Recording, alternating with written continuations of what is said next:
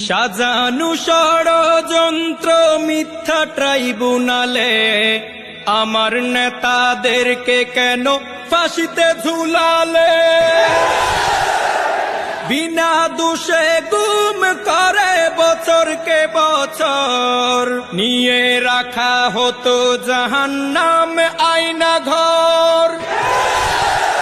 সাইদিকেও হাসপাতালে চিকিৎসা নাম করে হত্যা করে, মরণ ইনজেকশনে পুশ করে। তুমি কেমন জালিম, তুমি কেমন স্বৈরাচার আমার বাংলাদেশের বুকে। 16 বছর ধরে আমি কেন মরেছি দুঃখে। তুমি কেমন জালিম, তুমি কেমন জালিম ছিলে আমার বাংলাদেশের বুকে।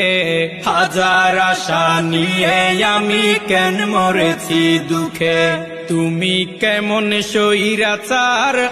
সেই গুলিতে শহীদ হলো হাজারো ছাত্রগণ, অবশেষে ওই জালিমের হয়ে গেল পতন।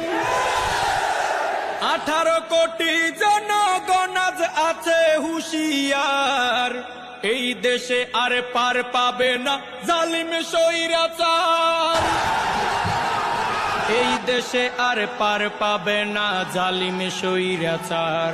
তুমি কেমন জালিম, তুমি কেমন জালিম ছিলে আমার বাংলাদেশের বুকে। হাজার আশা নিয়ে আমি কেন মরেছি দুঃখে। তুমি কেমন স্বৈরাচার, তুমি কেমন স্বৈরাচার আমার বাংলাদেশের বুকে।